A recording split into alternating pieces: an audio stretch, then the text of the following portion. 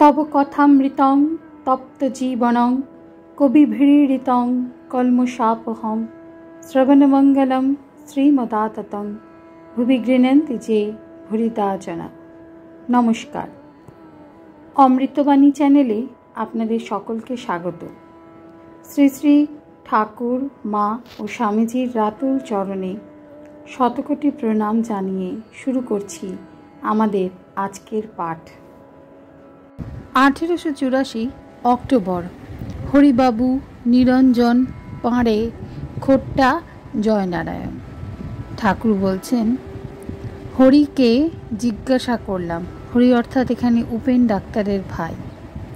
হরিকে জিজ্ঞাসা করলাম, সেও বলে না, মেয়ে মানুষের দিকে মন নাই। যে মন ভগবানকে দিতে হবে সে মনের 12 আনা মেয়ে মানুষ নিয়ে ফেলে। তারপর তার ছেলে হলে প্রায় সব মনটাই খরচ হয়ে যায়। তাহলে ভগবানকে আর কি দেবে? আবার কারু কারু তাকে আগলাতে আগলাতেই প্রাণ বেরিয়ে যায়।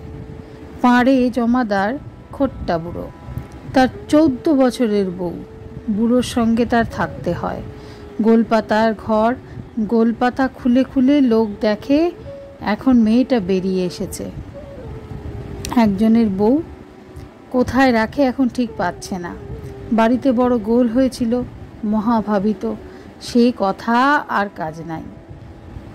আর মেয়ে মানুষের সঙ্গে থাকলেই তাদের বশ হয়ে যেতে হয়। সংসারীরা মেয়েদের কথায় উঠতে বললে উঠে, বসতে বললে বসে। সকলেই আপনার পরিবারদের সুখ্যাত করে। আমি এক জায়গায় যেতে চেয়েছিলাম, রামলালের খুড়িকে জিজ্ঞাসা করাতে বারণ করলে, আর যাওয়া হলো না। খানিক পরে ভাবলুম, আমি সংসার করি নাই, কামিনী কাঞ্চন ত্যাগী, তাতেই এই সংসারী না জানি পরিবারদের কাছে কীরকম বশ।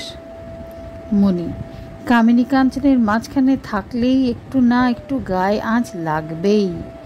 আপনি বলেছিলেন জয়নারায়ণ অত পণ্ডিত, বুড়ো হয়েছিল। আপনি যখন গেলেন বালিশ টালিশ শুকোতে দিচ্ছিলেন। শ্রীরামকৃষ্ণ, কিন্তু পণ্ডিত বলে অহংকার ছিল না।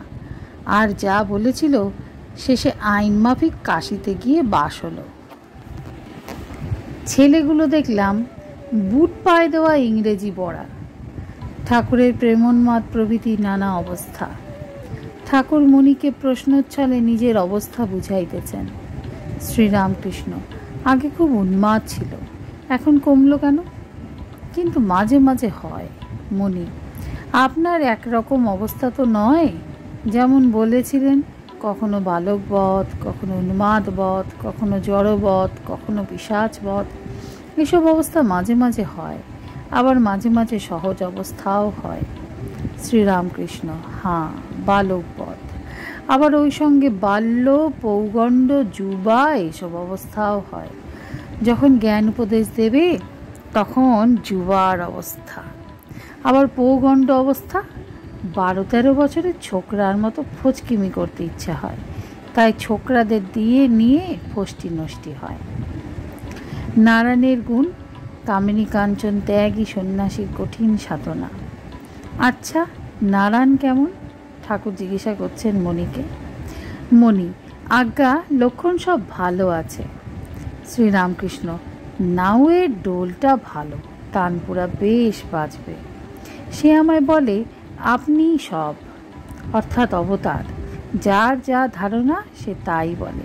কেউ বলে এমনই শুধু সাধু ভক্ত। যেটি বারণ করে দিয়েছি সেইটি বেশ ধারণা করে।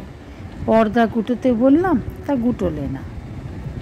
গেরো দেওয়া, সেলাই করা, পর্দা গুটানো, দোরবাস্ক চাবি দিয়ে বন্ধ করা, এসব বারণ করেছিলাম। তাই ঠিক ধারণা, যে ত্যাগ করবে তার এইসব সাধন করতে হয়। সন্ন্যাসীর পক্ষে এইসব সাধন। সাধনের অবস্থায় কামিনী দাবানল স্বরূপ, কালসাপের স্বরূপ। সিদ্ধ অবস্থায় ভগবান দর্শনের পর তবে মা আনন্দময়ী। তবে মার এক একটি রূপ বলে, দেখবে।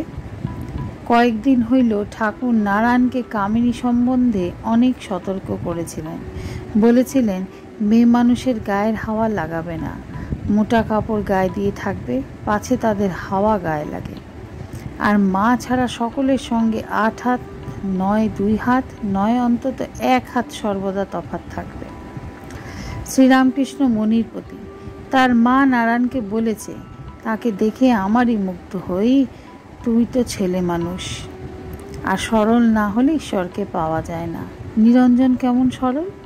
মণি, আজ্ঞা হাঁ। আজকের পাঠ এ পর্যন্তই। নমস্কার। কথামৃতের সুধাধারার সাথে শ্রী শ্রী ঠাকুর, মা ও স্বামীজির অনুত্থানের জন্য চ্যানেলটি সাবস্ক্রাইব করুন।